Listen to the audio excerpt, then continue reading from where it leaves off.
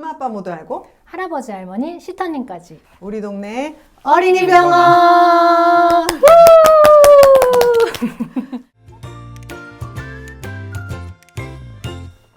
네, 지난번에 유산균 컨텐츠 정말 많은 분들이 좋아해 주셨는데요. 오늘도 류인혁 교수님과 함께 유산균에 대한 궁금증들을 풀어볼 건데 저희와 촬영해 보시니까 어떠세요, 교수님? 되게 기대. 재밌고 새롭고 좋은데 생각보다 힘드네요. 제가 원래도 기가 막 빨리 진료 보고 내려서 말을 굉장히 많이 아, 하는데 네. 더 힘드세요? 오늘은 약간 긴장해서 더 그런 것 아. 같아요. 긴장하면서 말을 하니까 아마 좀 더 힘든 거 아닌가 싶습니다. 네. 아니 말씀을 너무 잘해주시니까 그러니까요. 계속 질문이 생겨. 괜찮습니다. 저희가 지난 한 달 동안 저희 채널 커뮤니티에서 구독자님들께 질문을 미리 받았거든요. 유산균에 대해서. 그래서 오늘은 그 질문들을 중심으로 찐 유산균에 대한 찐 현실 궁금증을 해결해보는 시간을 가지려고 합니다. 질문이 조금 많긴 한데요. 빠르게 대답하고 이렇게 넘어가는 방식으로 괜찮으실까요? 네, 빠르게. 네, 화이팅! 빠르게. 그래서 오늘은 약간 재미를 위해서 네. 우리 구독자님들께서 올려주신 질문을 OX 퀴즈 형식으로 답하는 형식으로 진행을 할 건데요. 되도록이면 OX 둘 중에 하나를 해주시고요. 정말 애매하다. 그러면 어쩌다 한번 네. 세모를 해주셨으면 좋겠습니다. 네. 이제 첫 번째 질문, 가장 많이 올라온 질문인데요. 유산균만 들어있는 단독 제품이 더 좋다. 아니다. 비타민 D 등 여러 영양소가 포함되어 있는 제품도 효과는 비슷하다. 하나, 둘, 셋. 효과는 X. 비슷하다. 네, 효과는 비슷하다입니다.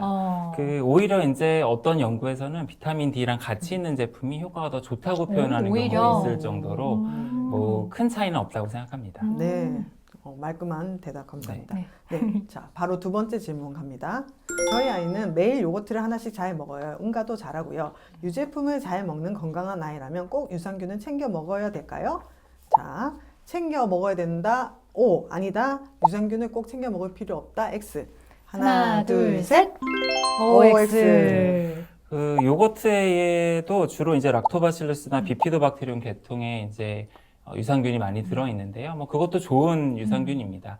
근데 이제 뭐 앞에서도 많이 말씀드렸지만 어떤 목적을 가지고 먹는지가 하는데 그냥 뭐 일반적인 장 건강이나 기본적인 목적으로라면 뭐 요 정도 먹고 추가로 먹을 필요는 없다고 네네. 생각을 합니다. 근데 이제 뭐 이 얘기를 들으면 저는 사실은 요거트를 매일 먹는데 이게 뭐 당이 없는 플레인 요거트인지 그린 그게 더 요거트인지. 중요하지. 예, 저지방은 맞는지 뭐 이런 딸기 게 더 궁금- 요거트인지. 그러니까 맨날 딸기 요거트를 먹고 있는 건 아닌지 약간 이런 게 더 그럴 궁금합니다. 수도 있겠네요. 네. 왜냐면 그 당을 계속 먹는 네. 거니까 매일. 네, 그러면 네. 저당, 저지방. 네, 그리고 저지방, 되도록이면 챙겨 플레인. 먹는 걸로. 플레인. 플레인. 네, 생과일을 넣는 건 얼마든지 좋은데요. 아. 당이 들어간 거는 별로 안 좋다고 생각합니다. 세 번째도 약간 연관된 질문입니다. 저희 아이가 어린이집에 곧 갈 예정인데요. 어린이집에 가면은 감기도 자주 걸리고 그렇다잖아요. 그러면은 유산균을 먹여서 면역을 높이는 게 좋을까요? 지금이라도 먹이는 게 면역에 도움이 될까요? 네, 도움이 된다. O, 도움이 되지 않는다. X. 하나, 둘, 셋. 오. 이게 예전에는 저도 완전 X였는데요. 아. 말씀드린 그런 논문 네. 발표가 나면서 조금은 도움될 수도 있겠다. 이게 사실 기대하는 만큼의 효과일지는 모르겠지만 또 꾸준히 먹이면 어느 정도 감기가 덜 걸리는 효과도 기대해 볼 수는 있겠다고 생각합니다. 근데 내일 어린이집에 가는데 오늘 먹였다. 이런 건 아니죠. 전에 말씀해 주신 게 3개월 정도. 뭐 그 네. 연구에서는 적어도 3개월 이상이라고 되어 있으니까요. 그래도 지금부터 먹이는 걸로. 네. 유산균을 먹이는 시간에 대한 질문도 많이 해주셨어요. 이 분유에 섞어서 먹여도 된다. 그러면은 뭐 흡수가 안 되니까 공복에 먹여야 된다. 이렇게 이제 알고 계신 분들이 많았는데요. 팩트는 무엇일까요? 유산균은 공복에 먹이는 것이 좋다. 아니다. 시간은 상관없다. 하나, 둘, 셋. 세모. 왜냐하면 일부 연구에서는 공복에 먹는 게 장까지 더 잘 간다는 얘기도 있는데요. 또 일부 연구에서는 큰 상관없다는 얘기도 있습니다. 그래서 저는 개인적으로는 별로 상관없다고 생각하는데요. 아마 그 제조사에서 네. 각 제품을 언제 먹는 게 좋다는 지침이 있을 것 같은데요. 그냥 그걸 따르는 게 제일 무난하지 않을까 생각합니다. 그럼 맞아. 분유를 탈 때 뜨거운 물에다가 이제 타게 되잖아요. 그랬을 때 유산균을 같이 이렇게 타가지고 뜨거운 물에 붓는 거 이런 거는 어떻게 생각하세요? 손상이 좀 있을 수도 있을 것 같은데요. 또 그 어떻게 유산균을 처리해서 만들었는지에 따라 다를 것 같아서 그것도 그냥 그 제조사의 네. 설명서를 잘 읽어야 네, 네. 봐야 될 것 같습니다. 자, 5번째 질문입니다. 한 가지 유산균 제품을 계속 먹이는 것보다 몇 개월마다 다른 종류의 프로바이오틱스로 바꿔주는 것이 좋다. O. 아니다. X. 아이에게 잘 맞으면 바꿀 필요가 없다. 하나, 둘, 셋. 바꿀 X. 필요가 없다. X. 뭐 균주와 목적과 이런 게 중요한 거지 뭐 자꾸 바꾸는 게 중요하다고 생각하지 다양한 그 균들을 넣어주려고. 그거 균이 근데- 많으면 좋잖아요. 근데 이제 효과가 없어서 뭐 다른 걸 시도해보는 건 시도. 좋습니다. 아. 근데 이제 뭐 그런 게 아닌데 네. 서로 괜히 싸우지 않을까? 아, 그런가? 그러네. 아니, 그러니까 유산균이 어떤 이게 효과를 가지고 먹이시는 분도 있지만 좋을 것 같아서 먹이시는 분도 있잖아요. 그러면 그러니까 예를 들어서 네. 소화기 증상을 개선을 목적으로 하면 그건 눈에 보이잖아요, 음. 결과가. 네. 그러니까 좀 먹여보다가 효과가 없으면 딴 걸로 바꿔보고 이렇게 할 수는 네. 있는데요. 뭐 면역력이라던가 뭐 두뇌 네, 발달, 네, 네. 알레르기 이런 거는 눈에 보이는 게 네, 네, 아니잖아요. 그렇죠, 그렇죠. 그러면은 사실 제일 그래도 근거가 있는 거 하나 잡아서 쭉 먹이는 게 나은 거죠. 근데 약간 그렇게 생각하시는 분이 있거든요. 내성 생길까봐. 아, 안 들을까봐. 근데 그런 거는 없다는 네, 말씀이시죠? 그냥. 네, 성. 그것까지 걱정하면 안 먹이는 게 네. 나을 것 같습니다. 다음 질문하겠습니다. 감기약을 처방받았는데 항생제와 함께 정장제가 처방이 되었어요. 먹고 있는 유산균을 잠시 끊는 것이 좋을까요? 그렇다. vs 아니다. 하나, 둘, 셋.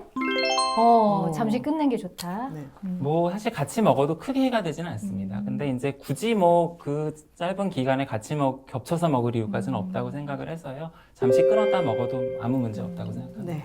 좋습니다. 네. 7번째 질문입니다.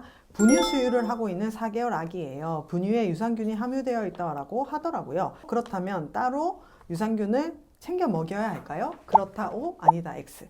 하나, 둘, 셋. 오. X. 이거 네. 많이 물어보시거든요. 유산균을 먹이는 것 자체도 사실은 뭐 먹일까 말까도 고민해야 되고 막 균주도 생각해야 되는데 기왕 뭐 분유에 들어있는 걸 선택을 하셨으면 이제 그걸 기대하고 먹이는 거지 더블로 또 먹일 필요는 없고요. 만약에 네. 다른 특정 균주를 먹이고 싶으신 거면은 유산균이 굳이 들어있는 분유를 또 먹일 필요는 없겠죠. 그냥 분유는 일반 분유 먹으면서 따로 먹이시는 게 낫겠죠. 근데 그 분유에 어떤 균주가 들어있는지 잘 모르실 것 같아요. 네, 근데 분유에 섞여 있는 유산균들은 대부분 모유랑 뭔가 비슷하게 환경을 만들려는 경우가 많습니다. 한때 냉장 보관이 필요한 유산균 제품이 큰 인기를 끌었잖아요. 그래서 많은 부모님들께서 살아있는 균이기 때문에 냉장 보관이 필수적이고 그래서 냉장 제품이 더 우수하다는 인식을 갖고 계시는데요. 냉장 보관이 실제로 유산균 제품의 품질을 결정하는데 절대적인 기준이 될 수 있다. 아니다. 대답해 주시면 되겠습니다. 하나, 둘, 셋. 아니다.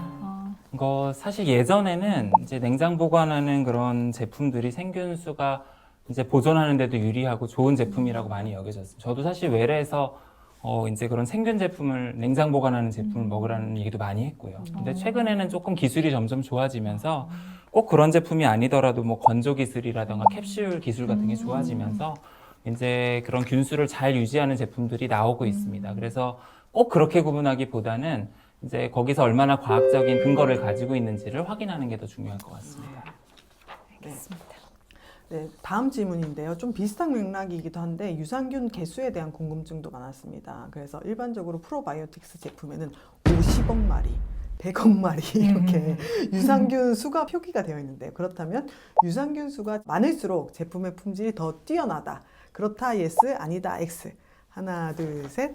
아니다. 이제 무조건 균수가 많다고 좋은 제품이라고 얘기하기는 이제는 어렵습니다. 네. 이제 모든 연구의 방향이 이제 어떤 균주가 어느 만큼 양이 있을 때 어떤 효과가 있다 이런 식으로 이제 가고 있기 때문에 이런 과학적인 증명이 더 중요하지 무조건 많이 때려 넣어서 뭔가 더 좋은 효과를 기대한다는 숫자로. 거는 조금 이제는 앞으로 가는 방향이랑은 좀 다르다고 생각합니다. 근데 이제 뭐 균수가 많아서 더 효과가 있는 경우도 물론 있을 수 있겠죠. 그렇죠. 100억 마리 약간 징그러운데. 네, 마지막 질문. 교수님 마지막입니다. 네, 유산균을 장기간 섭취하다가 중단하면 변비가 생길 수 있다는 얘기를 들었습니다. 유산균을 꾸준히 복용하다가 중단하면 정말로 변비가 생길 확률이 높나요? 그렇다 vs 아니다. 하나, 둘, 둘, 셋.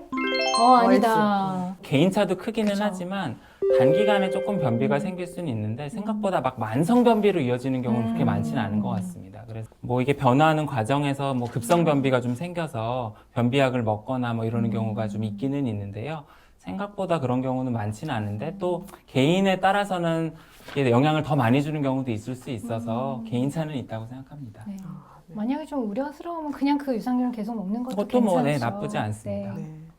아, 오늘 정말 유산균에 대해서 이렇게 설명을 듣다 보니까 이제 저도 이제 어떻게 해야 될지 좀 알겠어요. 그러니까 기본적으로 목적을 좀 부모가 가지고 그거에 맞춰서 우리 아이에게 맞는 유산균을 먹여야 되겠네요. 만약에 먹일 거면요. 네. 네. 그래서 정말 많은 궁금증이 해소가 됐고 아마 구독자분들께서도 정말 많이 도움이 되셨을 것 같아요. 그리고 질문이 정말 많았는데 네, 이렇게 네. 하나하나 네. 성심성의껏 답해주신 교수님께 약간- 다시 한번 감사드립니다. 네. 약간 쓰러지실 것 같아요. 약간 창백해지셨어요. 저희 실컷 좀 네, 빨리 보내드려야 될 것 같아요. 네. 나와주셔서 너무 감사드리고요. 그리고 마지막으로 저희 채널에 나온 소감 부탁드립니다. 아, 네. 저도 예전에 이제 막 정기적으로 글을 쓸 때가 있었거든요. 한 2주에 한 번씩 계속 글을 쓸 때가 있었는데 힘들더라고요. 그러니까 정기적으로 뭔가 계속 한다는 게. 근데 이제 얘기 오늘 들어보니까 4년 넘게 이거를 네. 채널을 하셨다고 하는데 뭐 재미있으셔서 하겠지만 또 구독자분들 좋은 정보 주시려는 목적도 있고 뭐 여러 가지 목적이 있으실 텐데 이거를 꾸준하게 이렇게 한다는 게 정말 쉬운 일이 아닐 텐데 대단하다고 생각을 하고요. 이게 항상 이렇게 좀 과학적이고 좋은 정보를 드리는 거는 무조건 좋은 일이라고 생각합니다. 근데 이제 그거를 너무 딱딱하게 전달하거나 재미없게 전달하면은 보질 않으시니까. 근데 적절하게 막 되게 재미있게 잘 전달하려고 노력하시는 모습이 굉장히 인상 깊었습니다. 네. 네. 아, 요즘에 아무튼 여러 가지로 바쁘실 텐데 저희 채널에 귀한 걸 해주셔서 다시 한번 감사드립니다. 네. 감사드려요. 네, 다음에 또 나와주세요. 네, 다음에 또 나와주세요. 오늘도 좋은 말씀 감사합니다. 다음에 또 봐요. 안녕.